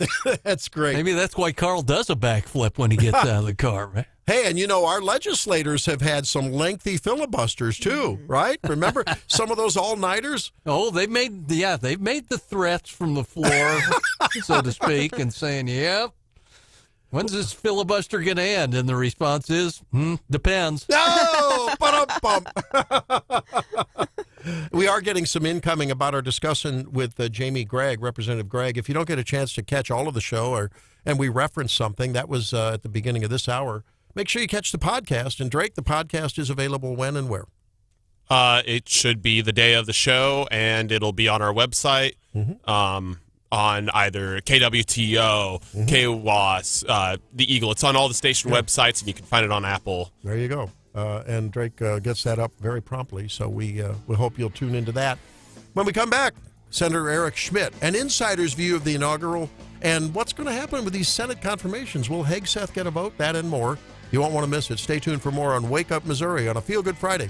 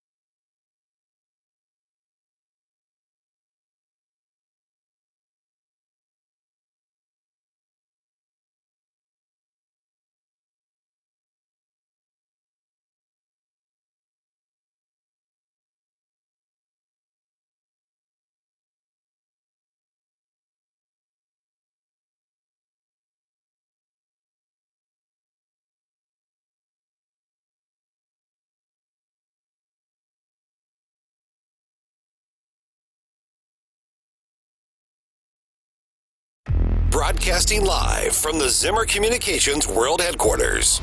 This is Wake Up Missouri with Stephanie Bell, the Zimmer News Team, and your host, Randy Tobler. I can't wait for the weekend to begin. Everybody's working for the weekend. It's Friday, I'm in love. It's Friday, I'm free again. I got my motor running for a wild weekend. It's finally Friday, I'm out of control. Forget the working blues and let the good time roll. It's gonna be a rock and roll weekend. On 8 o'clock when the show begins. Get on the phone, call up all your friends. Because we are Americans, the future is ours, and our golden age has just begun. Thank you. God bless America. Thank you all. Tell 'em it's going to be a rock and roll weekend. Rock and roll weekend. Rock and roll. I don't want to think. I just want to bang off and drum all day. Well, Eric Schmidt, Senator Schmidt, will be joining us, we're told, but I'm in communication with his assistant, and things are hot and heavy up there in D.C., of course, with the confirmation hearings. Are they going to happen? When are they going to happen? And he's a very busy guy, so we hope to touch base with him here before the segment is over. Ashley Emmel in for Stephanie Bell, and thanks for being with us this morning. Good morning. I know you're going to have to go and take care of some patients, and Yes. priorities. I know. Funny how that works. Yeah, we need to work on this. I don't know. Patience first. I know. No, we do appreciate that. And it's a Feel Good Friday. We're feeling good because guess who's joining us now? Senator Eric Schmidt. We thank you for joining us, Senator. I know you are busy, and those confirmation hearings and the sludge and the molasses that the Democrats have thrown in must be infuriating, huh? Welcome into the program. Good to be with you. I'm feeling good, though, since it's Feel Good Friday. I'm feeling good. We're going to get these done, and we're just going to plow ahead. And I think all President Trump's nominees are going to get confirmed. And so Pete Hegseth probably gets a vote tonight, and that'll be done, and then we'll just keep moving along. So, I think we're going to get this done, and the country needs President Trump's team in place, that's for sure. We heard that Senator Murkowski and Senator Collins are no, which is not a surprise, but we heard yesterday that McConnell is a yes. So that won't need Vice President Vance to make it happen, right? What is your reading of the tea leaves? That's right. So the vote yesterday essentially was to end debate, the cloture vote, and so you just need a simple majority for that, and Mitch McConnell voted yes. So that would be I've not talked to him directly, but that would be an indication that he's also going to support the actual nomination, which then wouldn't require the tie-breaking vote of J.D. Vance with 50-50 as vice president. So, I think things look good. Are you as glad as many in the conservative, environment in America are to see a boots-on-the-ground soldier who's kicked doors in, to mix things up a little bit at DOD and bring some common sense there? Absolutely. I think you look at the one consistency across all these picks is that they're reformers.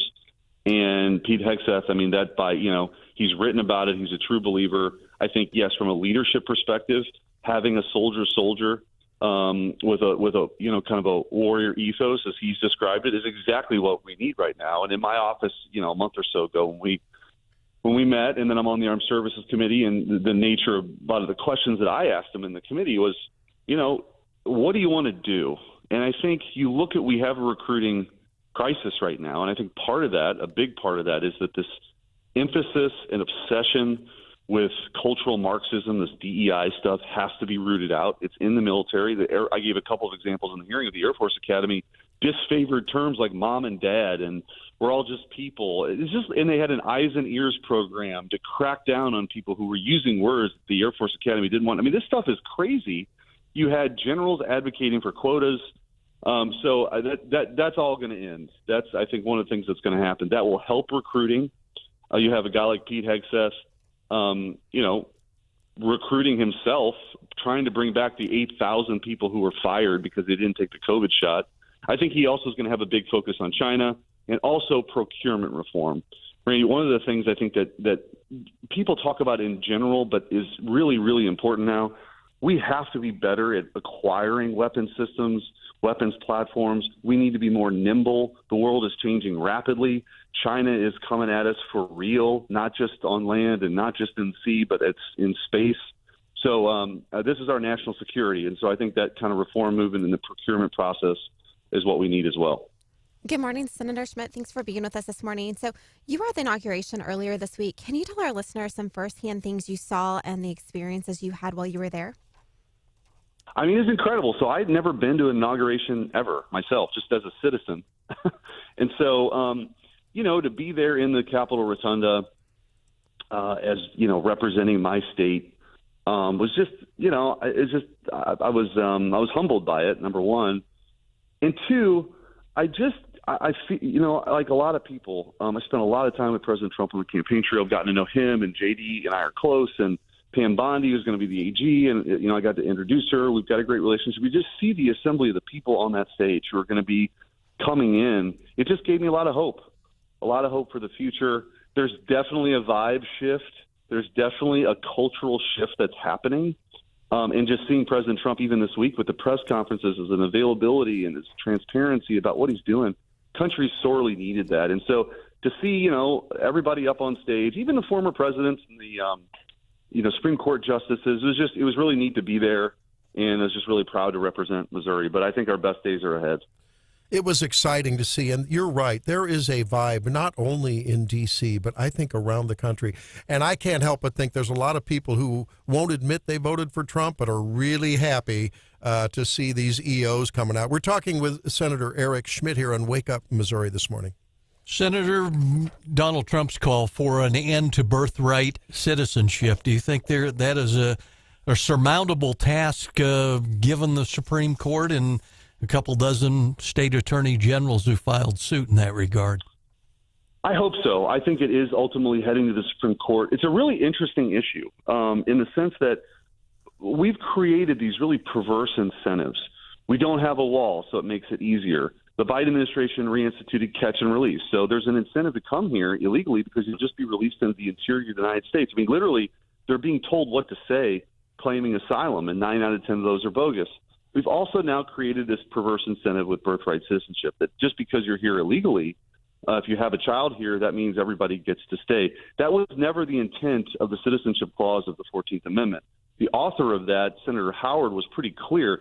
It was what it was meant to address after the Civil War was that to make clear that after the Dred Scott case, that slaves and their children were to be citizens because, of course, the Dred Scott case said slaves were not citizens. They couldn't sue for their freedom. They didn't have the rights that other citizens had. And so the 14th Amendment and the Citizenship Clause clarified that.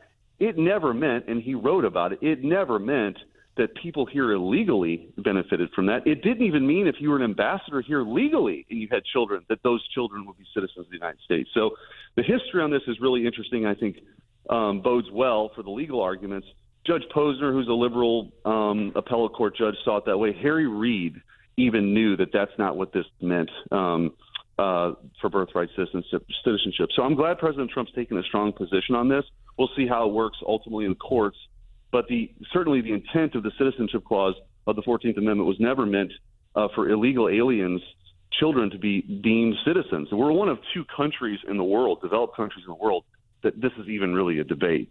So, Senator, how important is the EO that Donald Trump signed yesterday, essentially squashing Lyndon Baines Johnson affirmative action in hiring order from decades ago? That seems to be a monumental and very important statement that, hey, we are now a post-racial, identity politics society. Is that an overreach? No, I think what it is effectively affirming is that we don't condone racial discrimination. Yeah. Right?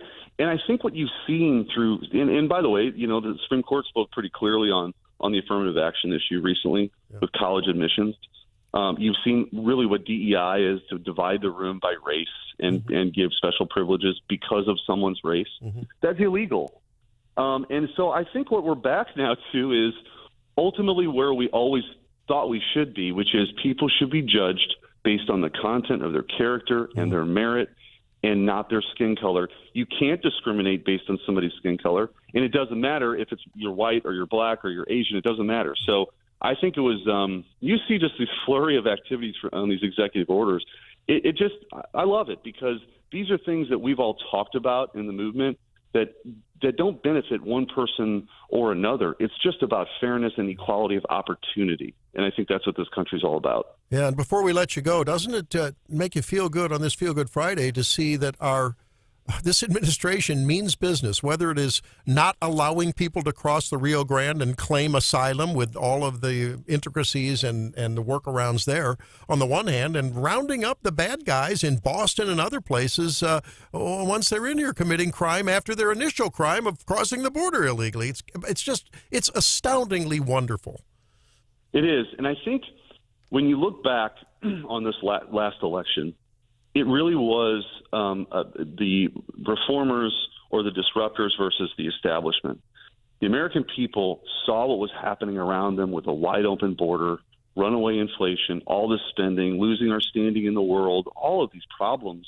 And they had a real choice to do more of that or to go in a totally different direction. And they chose that on November 5th. And so I think the Democrats, they don't really know what to do right now. They're sort of leaderless nationally. They just got thumped at the polls. This woke ideology, which has dominated their politics for a decade, they don't know how to handle it. The good news for the country is I think the fever broke on November 5th. Yeah. And we got a real opportunity now for a golden age, as President Trump calls it. That's a great metaphor. The fever broke. Yeah, the healing is beginning. Senator Eric Schmitt, thank you for the time this morning. We know you have some important business to get to, like confirming secretaries of defense and others. Thanks again, and for all the great work you're doing there in behalf of the Wake Up family and all the citizens of Missouri. We appreciate you. Anytime. Thanks, you guys. Bye-bye. All right, there he is, Senator Eric Schmitt on Wake Up Missouri this morning. Boy, that was, I think that pretty much said it all. That expressed the sentiment that so many of us share. And just remember, he can hit a fastball. Absolutely. And pitch one as well.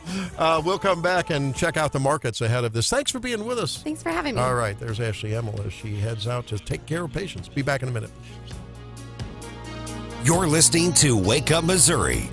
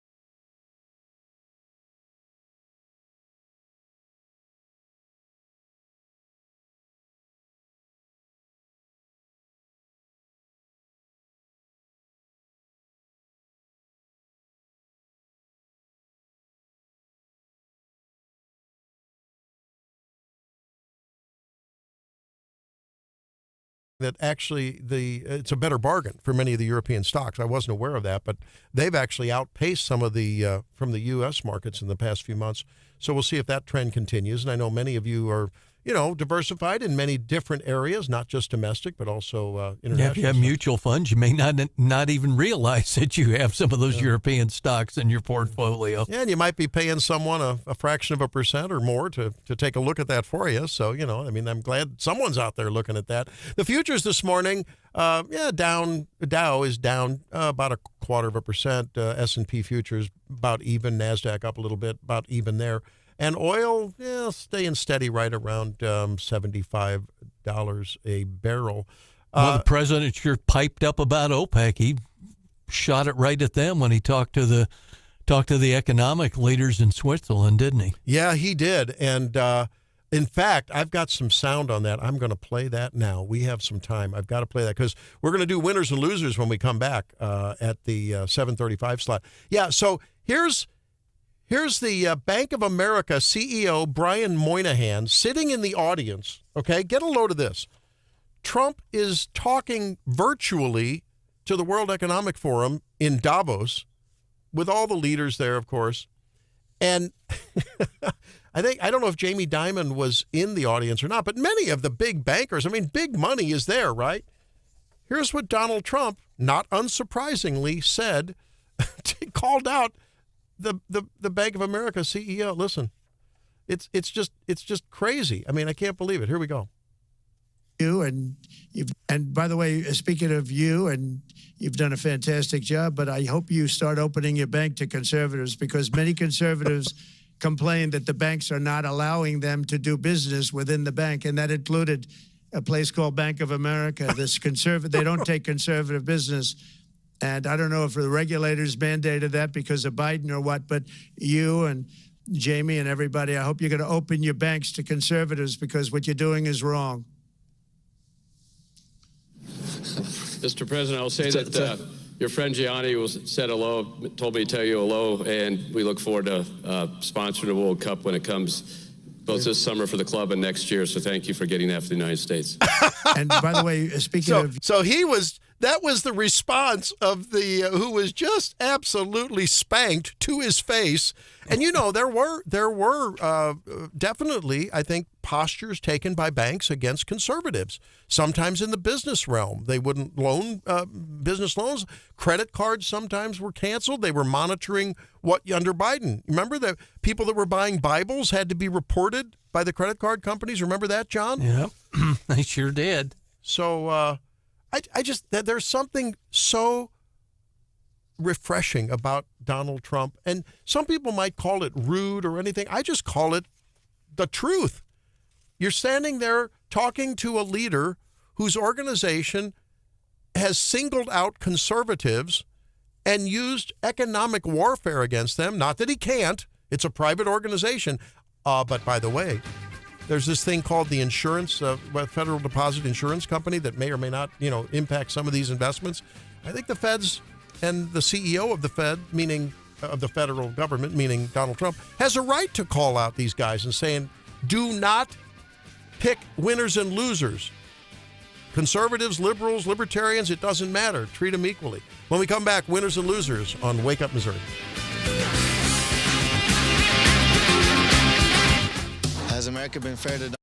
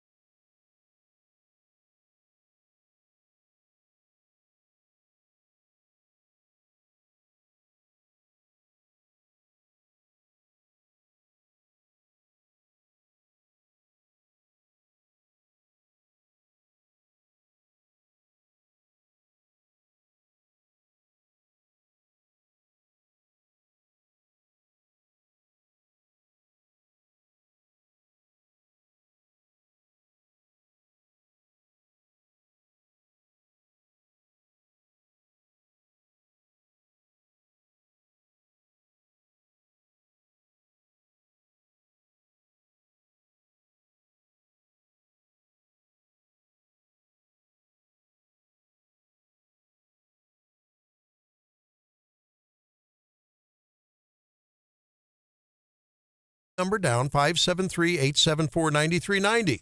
We invite you to join in with our nominations for winner and loser of the week. And then at tonight's dinner table or over the weekend, you can decide who the ultimate winner and loser was. We're not gonna pick that top position on the podium. Let's start with you, John Marsh. What say you? Who wins and who loses? Well, we've got some winners and ultimately one big loser. How about on the winner's side? Versailles man Matt Loganville ranked among the many people pardoned this week for the time they spent inside the Capitol on January 6th. Yes, sir. We're going to give props to Melania, our first lady, who very graciously was wearing the hat at the inaugural where President Trump tried to kiss her, but his lips weren't long enough to get past the bill of the hat, so they went with the air kiss. And the first of the hearings started at the Capitol yesterday. Do you pay your light bill to Ameren? They want a 16% increase. Ouch! So, all of us Missourians that are on Ameren will be losers in that case, won't we? There you go. Wow. Of course, they would say if we don't have the resources, we can't keep the power running because we need to keep the infrastructure updated and so forth. So, we do have that commission that's supposed to be looking out for us and be fair. So. And to be clear, John and I have covered this long enough. What they basically try to do, Ameren won't like me saying it, but unfortunately it's the truth. They'll ask for 16%. They'll get 8 or 9. Yeah. That's what they want. Yeah. They're not going to get 16%, but 8 or 9%. Again, they won't be happy with me saying it, but the reality is that is what they do. That's the art of the deal. They aim high. They're not going to come out and say we need 1%. I do remember a few years ago they came back and said we need to roll back the rates, and that was almost unheard of. But it's not just Ameren. It's every utility company that goes before that commission wants to raise rates, and people it is hard to pay bills now. But management told me and shared, I guess I should. Management told me the last time you asked for a raise, you wanted $5 an hour, and they only gave you $4. I mean, so you always ask for more than you get. I guess that's great. Were you disappointed in that, Brian? The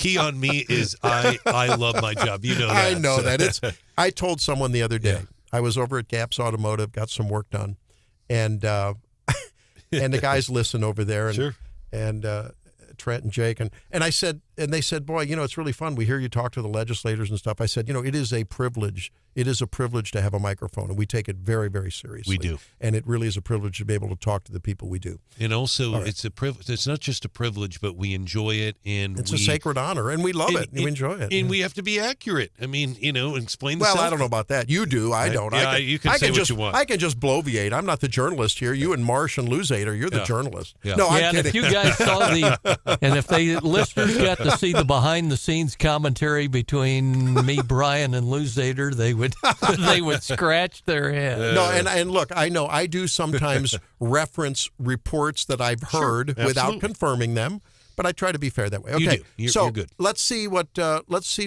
producer Drake has for winners and losers. I think one of the big winners. I want to say the youth and how we have became and grown to be more Republican, and how we were a huge part in the election. And I think that Trump couldn't have made it there without us. And we are a huge base.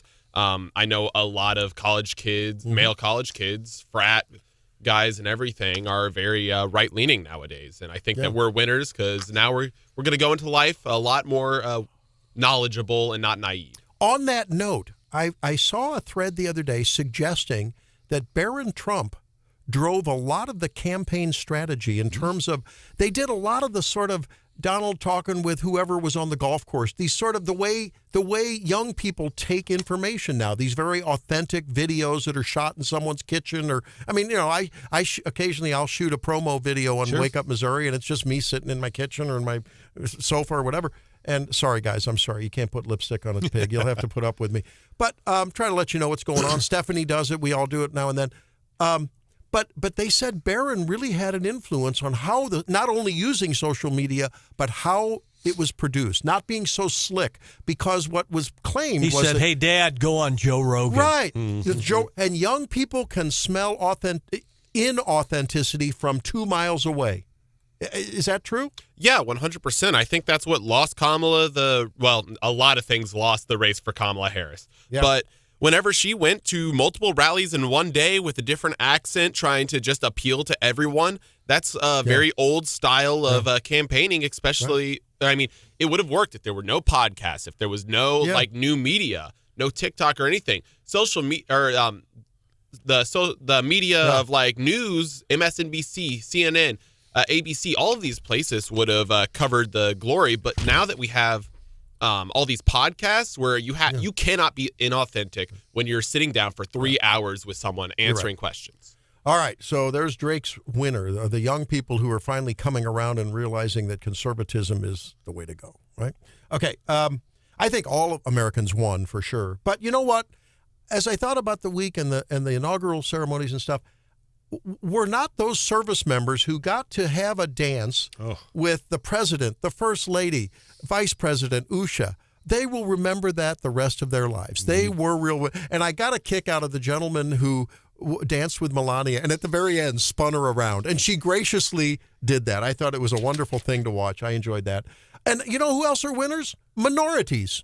Minorities who heretofore, when they were sitting across the table as applicants, were thought as token potential hires, as affirmative action. You know, you aren't up to the job. You're just there because of your color of your skin or your nationality, your ethnicity. Now they are freed to just be judged on the content of their character and the skill set they bring to the table. They may not think so, but they are winners today. That's true. And finally, Usha, for keeping all those kids in line, including the little one with the Band-Aid on her fingers. Three Band-Aids. Yeah. Loser is Chief Justice Roberts. He didn't allow time for the family to come up or for Melania to put the Bible beneath Donald Trump's left hand. This is the second time that he's had a glitch. Remember the Obama first inauguration where he got the verbiage wrong on the oath? They had to actually redo it somewhere. Yeah, that's right. That's right. They did. Yeah. So, Justice Roberts, get your act together. You've left us down a couple times. That Obamacare decision, I'll never forgive you for that one. And the Archbishop of D.C. is a huge loser for abusing the pulpit at a prayer service to spew political rebuke to the president. I thought it was inappropriate. There are other forums to do that. She is my loser of the week. Brian Hauswirth. All right, Randy Tobler, I've got 3 winners for today, one from the mid-Missouri area and then 2 more statewide. But our first responders, I just want to think of them today. In mid-Missouri, we had 2 horrible crashes related to each other in mid-Missouri. There were 3 people killed. Horrific thing. It highlights what first responders statewide face every day. And they're urging people, slow down in crash scenes. Slow down. They had a Jeep rear end, a car full of people. 3 people killed. There are several others seriously injured. Just absolutely horrific situation just north of Columbia last night. So keep them in your thoughts and prayers, and great job to our first responders. Yes. Also, a winner of the week would be my. I didn't have a chance to do it last Friday. We were on a retreat, but the inauguration coverage we had live right here on 93.9 The Eagle. The production team at KMIZ that worked with Lucas and me, they did a fabulous job. We had 3 or 4 cameras on the setup. We had reporters inside. Lucas and I co-anchored it together. It was excellent outside of freezing my tail off outside. It was really good. You and Lucas were winners on that, and all of us watching it were great. And I've been watching and listening, so we appreciate that. And it was a lot of fun. And last but not least, Randy, a show, and everybody's going to notice it Sunday. They're all talking about Chiefs and Bills. We talked about big that. Game, it's huge. Game. But there's something else in that game. The NFL today is going to be on location at Arrowhead Stadium in Kansas City. Their set is normally in New York City, as you know, but they will actually have a set at the stadium. They only do it about once or twice a year at the Super Bowl, the championship game. So many of our listeners from all of our stations are going to the game. You might meet Nate Burleson. You might meet Bill Coward. You might meet Boomer Esiason. I think it'll be great. And Jim Nance and Tony Romo on the call. They'll all be there. That's a big, big deal. Can you imagine the exposure Kansas City is going to get? Free exposure on that coverage? I mean, it's just incredible, regardless of who wins. And I think the Chiefs have a very good chance to win. Think they could get Taylor to come on set? You know, I know, and I don't know. I'm assuming they've tried to get her on camera. I have a feeling that when they show her in those TV she has to know she's on. Well, she knows she's always on. She's got a PR team. I don't think they've ever had her on. No, I don't think so. I don't know. She probably doesn't need it, but their ratings would go sky high if they did. A lot of whether our you audience- hate her or love her, the ratings would go Our, high. our audience is divided. We've had a lot that don't like her, and we've others that do. But no, I'm sure they've at least tried to get her on. Yeah, well, again, we're going to celebrate because all of us Americans win as we heal this country from the divisive DEI, woke, progressive nonsense. So we're going to play a little of Cool of the Gang in the celebration to go out this segment. And then we'll come back and wrap it up with leftovers, okay? This was also the song to celebrate the 1982 World Series in St. Louis. I was there. I remember. This is Wake Up Missouri.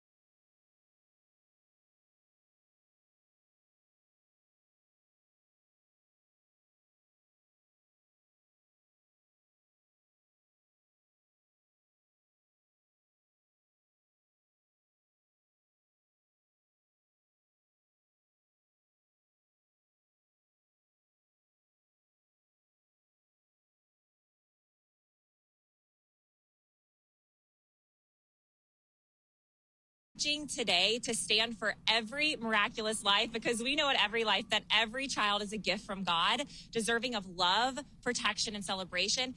Well, that is Sarah Geibel. She's the founder and president of a diaper company called Every Life.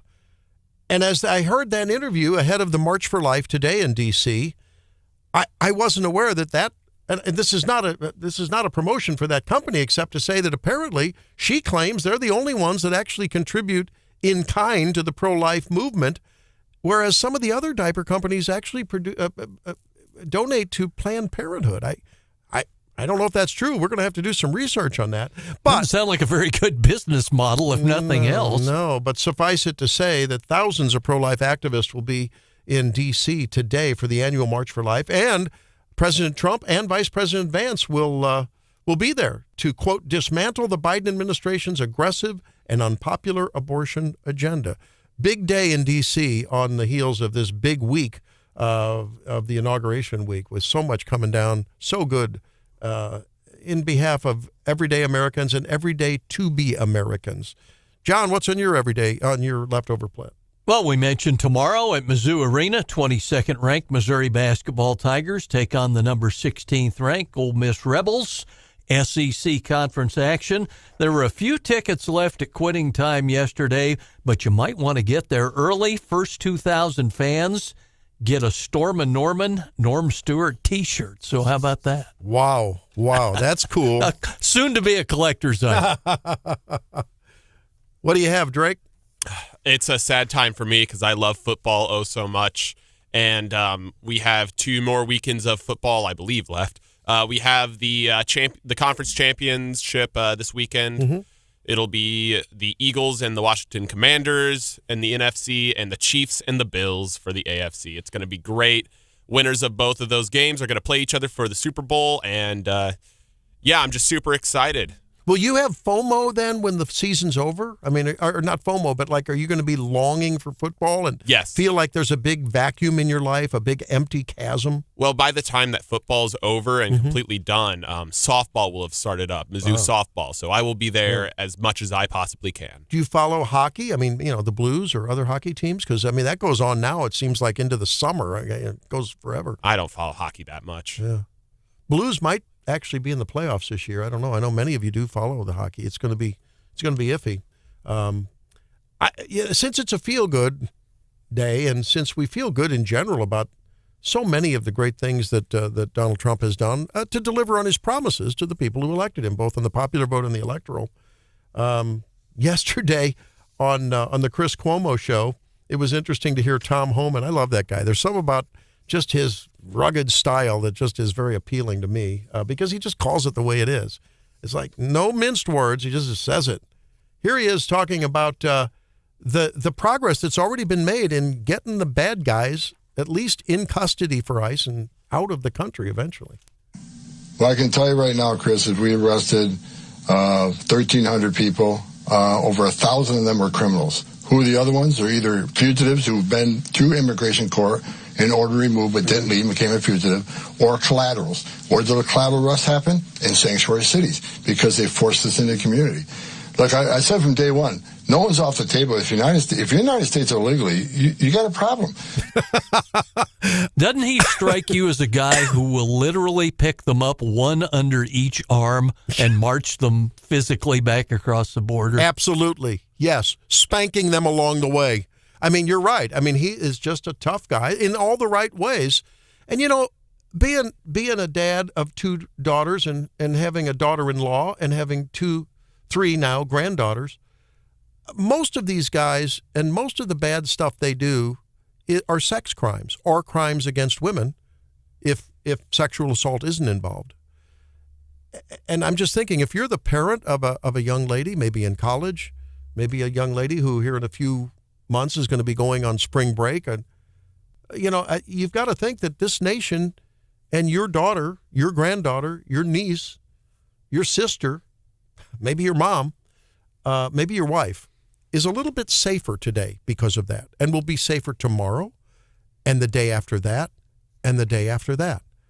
And why it took this long to come to this sensibility, it's as though we've been in a prolonged delusionary The progressives call it a dream state. I call it a nightmare state in America, where we sacrifice the health and the well-being, and yes, the prosperity of Americans for this open border insanity that has led to this.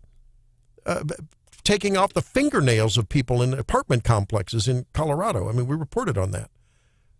It's got to come to an end. And the real bad players presumably sneaking in with the terror cells and all that. Yeah, and does that have yet to be played out? I think so. I mean, can he root these out before? This healing could be accelerated if the blue city mayors would cooperate, but they're going in.